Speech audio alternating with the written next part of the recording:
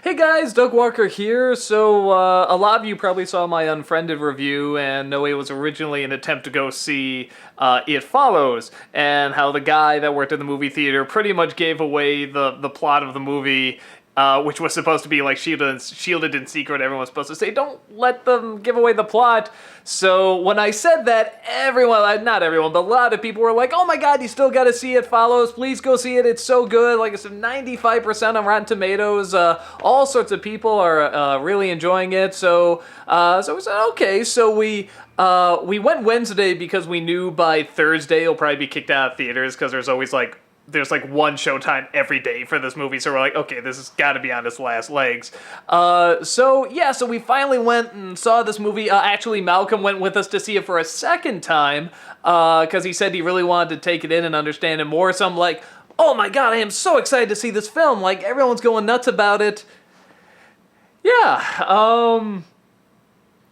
I don't know what I thought of this movie. All I can really talk about is sort of the feeling it left on me. I'll talk a little bit about the story here. Pretty much, it takes place in the 40s through the future, and what I mean by that is that it doesn't give you an exact time period. I don't mean like, whatever, they pick a time period and they just don't tell you what it is. I mean like there's TVs from the 50s up until like the 80s. The shows they're watching seem mostly 40s. Some of the fashions seem very 70s. There's Polaroids, but then there's like a compact that's also like a computer that this one girl is using that clearly is something that doesn't exist yet and is from the future. So it's obviously purposefully trying to be in no specific time period or like all time periods. So interesting. And pretty much this girl comes across this boy, they're going out, and he passes something along to her where some sort of entity follows whoever has this thing. And again, I'm trying to say only what's in the trailer for this, and they clearly show that. They show that a boy passes something on to a girl, and this thing can change its identity. It can look like anybody, and it sort of does it at random. It can look like a little kid. It can look like a tall man. So he passes it on to her, and he says that if you die, it comes back to me, so don't die. Which is always nice. And the whole movie, it's pretty much this thing chasing her down, like a traditional horror film, and them trying to figure out how to get rid of it. So yeah, that's the initial setup. I will say it... I'll go into what I think of the film before I give away like what it is, because like I said, everyone's sort of saying, don't say what it is. I don't think it's a big deal, really. In fact, honestly, after the guy told me, I was kind of like, oh, well, they say that pretty early on.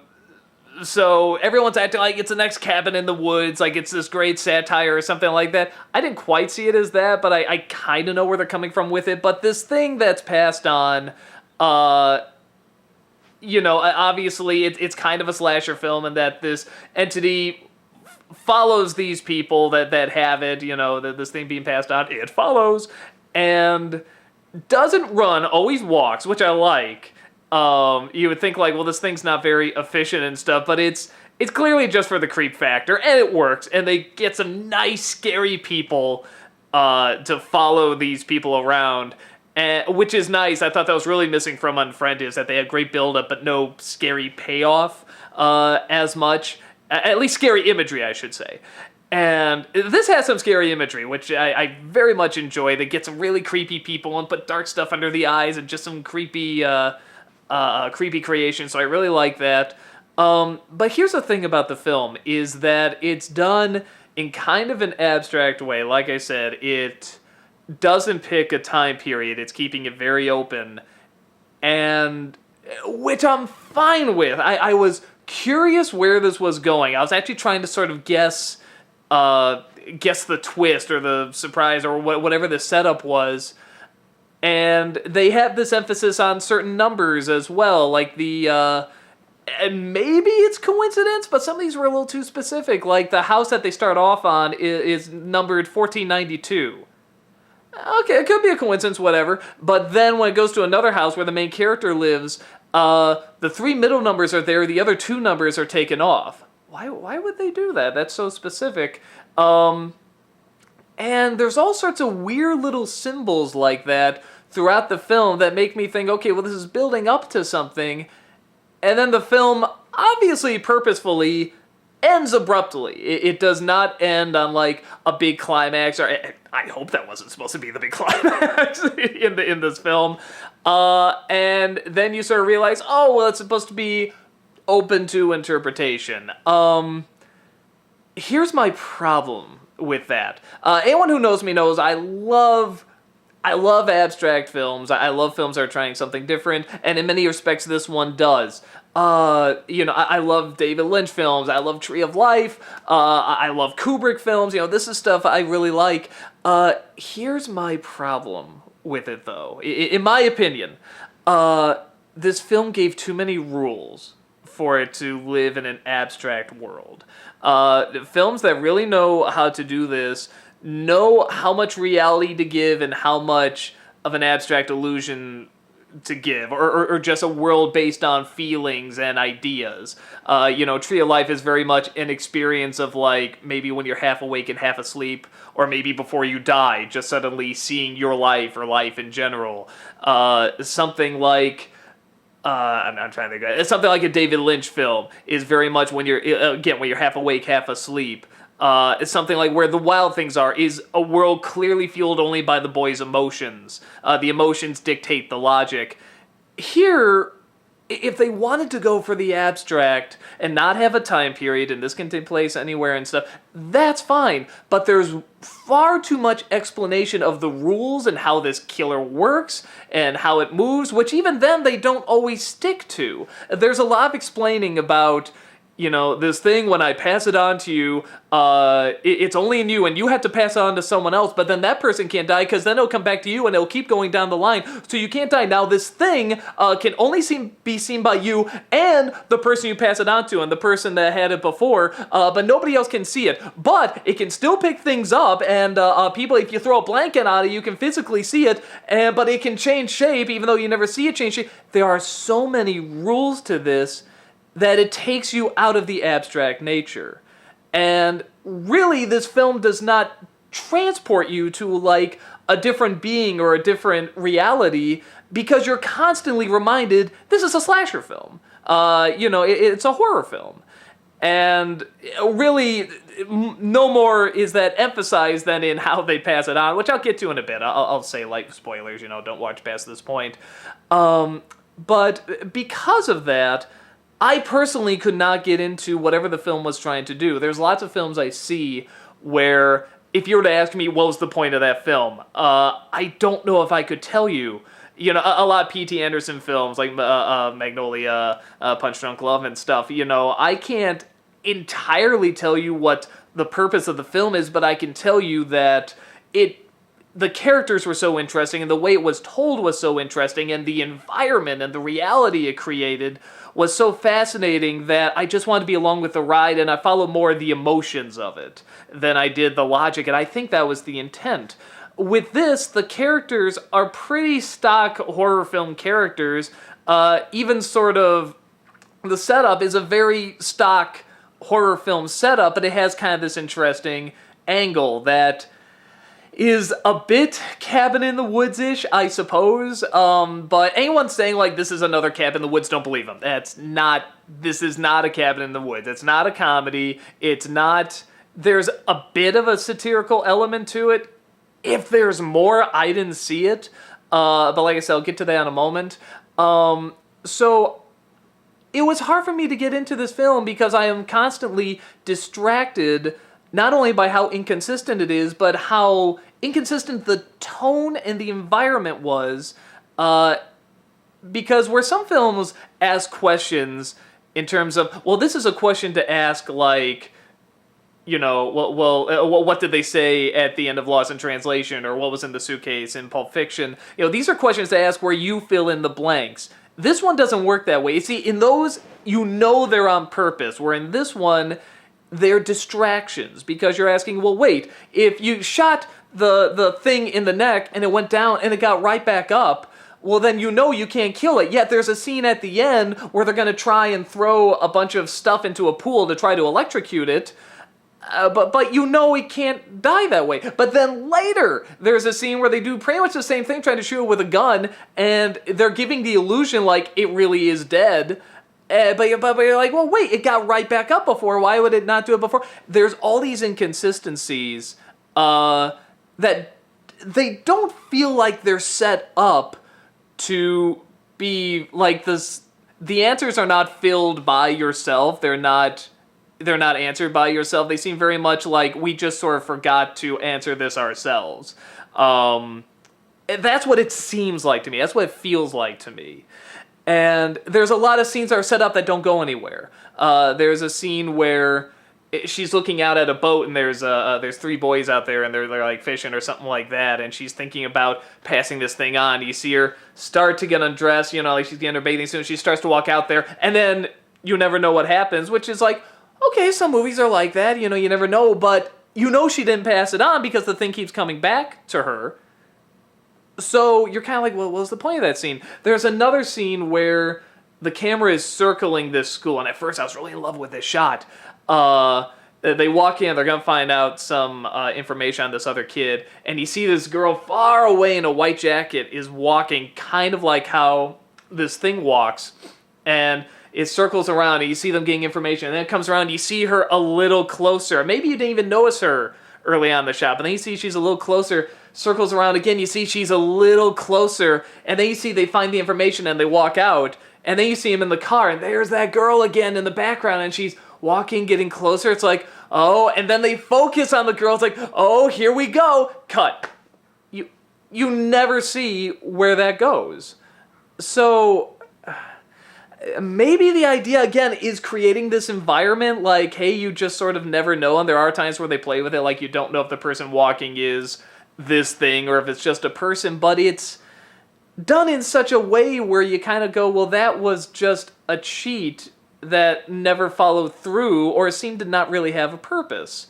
And the scenes like that, the questions in this movie did not pull me in. They pushed me away. And I found it really distracting. With that said, there's still some good stuff in here. There's good... the creepy environment is very good. I like the people they choose for this thing to infect. Or at least, have them walk. The people they choose to just walk slowly and creepily really walk slow and creepily very well. I know it sounds silly, but it's like they do it really well. And when they're building up, like, what's this person going to see, what's going to be behind the corner and stuff like that, majority of the time they do not do a fake out jump scare. They show something scary there, which I'm like, it's gotten to a point now where every time they're building up, something's going to scare you, and then there's nothing there. And then the scare is right behind them. It's been done so many times, it's not shocking anymore. So now the new shock is build up that something is going to be there and actually have something be there. It's like, Marvel idea, but it's like we've just done the fake out so much, it's not a fake out. We can all see it coming. So just building up saying something is going to be there and then something is there actually is much scarier. And I'm glad this movie picks up on that. Now, there's one or two jump scares, not many. And they're pretty silly. And everyone jumps, but it's like, oh, it's a ball. Oh, the wall falls down. And there's your person. Stupid. But again, I understand you keeping the tension up and you have to feel a little uncomfortable. So I kind of get that. You want to keep the, sort of, like I said, the tension up. So, yeah, but my biggest problem before I get to what this thing is that I felt that the world and the environment they were trying to create was not involving enough. In that it did not create enough of an abstract world or an idea behind it that I could pick up on without constantly being pulled back into, this is a horror film. We're in a slasher film. I'm not like, oh my god, I really feel like I'm this person, or I really understand this person's psychology or stuff like that. It's like they're stock horror film characters, which is fine. But if you're going to try and do something that's like different and innovative and artsy and, open interpretation, what did it mean? You have to have something more interesting. You have to have something that's going to suck in much more than this idea. And because the character's actions half the time don't make sense. The guy that does this to her, he straps her to a wheelchair to show her this thing, and he drugs her, and then he drops her off at her house, tied up and stuff like that. And her friends see her and go and pick her up and stuff. They finally find this guy, and they want to find out what this is. So they locate his house, and his parents are there, or his mother is anyway, and they just sit down and talk with him. Okay, if I was this chick, I would be so fucking pissed off at this guy. Like, okay, you give me some goddamn answer. You tell me what's going on. I'm gonna call the fucking cops on you. I can report your ass for you drugged me, you tied me up, you held me against my will, and you had this thing chase us down, you dropped me. I mean, there are a million, legitimate crimes you can charge against this guy. They just sit down and talk, and he's like, oh no, I'm uncomfortable talking about it. It's like, why did nobody act accordingly in this film? And like I said, when they're trying to kill this thing, everyone in the theater, I could hear them talking. This is the scene where they're going to throw stuff in the pool, a bunch of electricity to try and shock it. Everyone's like, wait, couldn't the thing following them start to throw the stuff? Because they have the girl in the pool. Couldn't he throw stuff in the pool? That's what he does. Wait, don't they remember that when they tried to kill it before, it didn't die, so it probably won't work this time? That's what happens. I mean, it's bizarre how much this stuff doesn't add up. And even when you see how this thing kills, it kills off this boy in the middle of the film. I don't think they give away who it is or anything. There's a lot of boys and girls. But you see how it kills. And then you go back to the opening when you saw a girl die from this thing. Again, this is the intro. You see a girl die from this thing, and they don't add up. They don't match up the same ways that they die. So nothing in this film seems consistent, but it does not feel like the inconsistencies were intentional. With that said, I'm not by any means saying I'm right on this. I'm not saying that, if you like this, you're a moron, or you're reading into something that's not there. I'm not saying that at all. I'm saying very much that A, I couldn't emotionally get sucked into the abstract element of it, and B, I didn't see what the intention was outside of this sort of clever twist. Twist-ish on this idea of horror films. That just seems like almost like any other horror film, except that they do it in a more artsy way. If I have to hear that fucking music start to build and then just stop. I mean, it's like the first couple times that was good. It created an uncomfortable feeling, but then by the 10th or 11th, I'm done. When it's getting louder and louder, and I'm like, gee, I wonder if it's gonna just cut in the middle of it going, and that's supposed to make us uncomfortable. And it does it again, and it does it so many times that it just slapped me out of whatever world or environment it was trying to create. So that's the basic review. I'll go into what this thing finally is. So if you don't want to hear it, you don't want it ruined, turn it off. Go see it for yourself. Like I said, I'm not saying I'm right or you have to feel the exact same way. By no means, because this film is getting a lot of critical praise. And I would very much like to know if other people have the same reaction, or if it's like, no, Doug, you clearly missed this very obvious thing. Like, it could be. So there's that. So if you don't want to know how this thing is transmitted, go ahead, stop it now. So you're still here, you want to know. It's transmitted, it's pretty much an evil STD.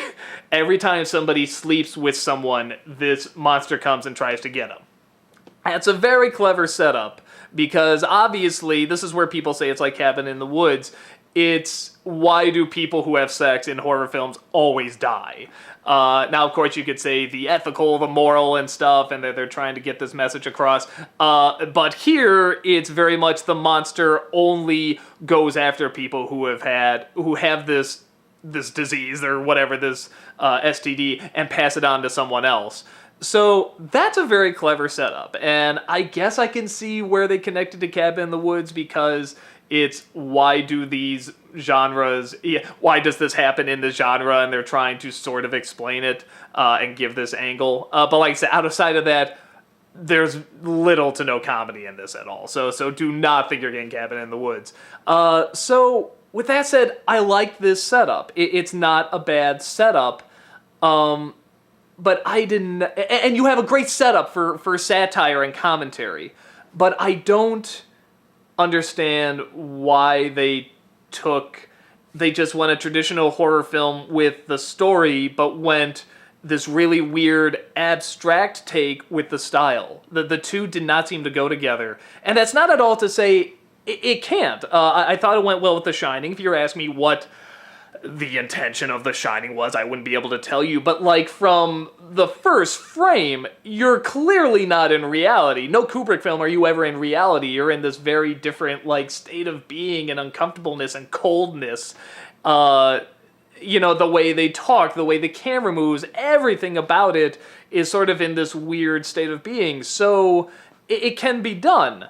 But with this, like I said, if in The Shining they were constantly saying, well, now, here's the limitations of the boy's power, and now you can only think it between this time, because then it gets cut off, but then if you contact me, past that time, that's when my ability gets cut off. Oh, by the way, the ghost is actually the ghost of this other guy who can only come around only when the sun is, only when the moon is a full moon, and only when this is If there's too many rules, it ceased to create that environment anymore, and you become more aware it's a movie, that it's a horror film, because, Gremlins, clearly there's rules to these things, and they don't even make that much sense, but that's sort of the goofy nature of the film. Now, Gremlins is not trying to be abstract. It's a straightforward kind of B film, and that's great, and it works wonderfully.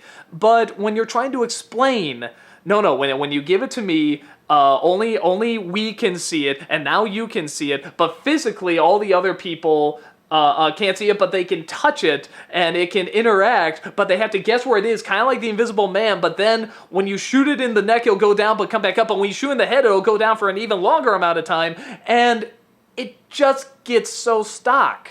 It becomes such a stock horror film with an interesting style for a while, but then it just kind of gets old. And I remember kind of looking at my watch at the end, on my phone, who has a watch anymore, but I was looking at my phone saying, so how long is this movie again, and when is it gonna, give me the payoff that I'm waiting for? And the payoff never comes. The payoff is, fill in your own explanation, which I usually love. I usually love that kind of stuff, but it did not create an environment where that was inviting. It created an environment where I doubted, I did not trust the filmmaker to ask me intelligent questions, if that made sense. Where with someone like a David Lynch or so forth, like, I do. Because I'm like, well, what are you trying to say? It's something different, it's something intriguing, and it has brought me to this new world and this new way of sort of thinking about film and experience things. It has brought me to a new experience. This didn't feel like an experience to me. This felt like a horror film with an artsy style that didn't always connect to the film. There's a scene where one of the things it takes the shape of is this woman who's peeing her pants. Now, it's a scary-looking woman, and they build it up very nicely. Why is she peeing her pants? Well, you'll have to draw your own conclusion. No, because you're still keeping me in the traditional horror film setup. That these are 5 or 6 stock characters that are going to get, axed off slowly. And even some things like one girl really likes to sleep a lot and likes to eat a lot. I thought, are they each supposed to be like a deadly sin or something? Like, even when I'm trying to read into this, even with like the 1492, I'm like, is it that we brought STDs to America when Columbus died? Like, and I realize I'm reading much more deeper into this than either what was intended or beyond what I wanted to care about. So that's my initial reaction to the film. I'm not saying I totally hated it. I don't even know if I even kind of disliked it. It was just that it did not, whatever it was trying to do, I did not catch on to. And I don't know if that's a fault with the film or with me as an audience member. Because there could be lots of audience members that are like, boom, I get it. I got what this film was trying to do. Someone could watch it and be like, it's symbolic of the Holocaust, and everybody gets it except me. So I'm not saying at all that, like, if you don't like it, it's not good. It's not like District 9 where I clearly know what it's saying. It's just so poorly done, in my opinion. Again, a lot of people like it. If you like it, great. I thought it was awful. By the way, how are his other films doing? What, Chappie and Matt Damon's Terminator? And I hear they're really good. I'm being a dick, sorry. I'm sure Alien's gonna be great. I really don't like that guy's stuff. I'm sorry. But nevertheless, if you do, great. But the symbolism in those films is very obvious. Here, it might be too abstract, at least for me. It was hard for me to figure out what it was trying to do, what kind of tone it was trying to get, and what it was trying to accomplish outside of just STDs are bad, use protection. And that there is sort of this, hey, isn't it kind of funny how this always happens in horror films element. Now here's a little bit of a reason, at least with this thing. So, yeah, this is one of those films I actually would really love if people comment below and say if you liked it and you're one of the 95% of Rotten Tomatoes that just absolutely loves it and sees it as this genius work, tell me why. Because I'm really, really curious. I'm curious if I'm missing something.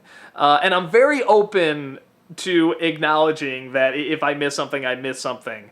But, yeah, go ahead and sort of share with me what you got out of it and why you thought it was good. If you hate it and you're like, Doug, you're right, this is a piece of shit and everything, that's fine. I would kindly ask, don't comment necessarily on that. If you want to give like an analysis of the film, that's fine, but like don't say like, no, don't listen to these idiots, it's stupid, it sucks.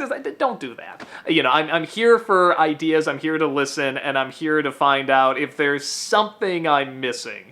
And if everyone's like, no, you're not missing anything, it's just, emotionally it hit me, and I thought it was clever, fair enough, it just didn't do it for me. Or if there's something like really obvious I'm just not catching on to, I've been known to miss stuff, like we all miss stuff. I'd love to know. So go ahead, sir, put down different thoughts or interpretations or why you enjoyed it, if you did enjoy the film. Because I really would like to sort of compare and contrast, because all the reviews I've read were very like, so many of them were built up on, I don't want to give it away, which I don't get. Is it really that big a deal? Is it really that big a ooh thing? Cabin in the Woods, I get, but I don't get why keep the secret. Shh, I don't understand. But that's the key word. I don't understand. It's not that I'm right and you're wrong. It's more that I don't understand. See if you can explain it to me. Yeah, that's about it. As of now, I actually like Unfriended better, which I didn't think would happen. But I just thought it was more creative and the pacing was better and I was more interested in. The characters were more fun and interesting, even though they were kind of stock characters too. But they were just more interesting than these characters. So, yeah, like I said, that doesn't mean it can't change or someone can point out something that I clearly missed, maybe. But yeah, go ahead, sort of leave in the comments, talk about your thoughts about the film, if you enjoyed it and what you enjoyed about it. And, yeah, let's see if we can figure out, let's just see if we can figure it follows out. So, that's about it, and I will see you guys later. And hey, if you're going to be at C2E2 this weekend, go ahead, check me out. I got a booth. I've promoted the hell out of it, so just another friendly reminder. So, yeah, that's about it, and I will see you guys later. Take care.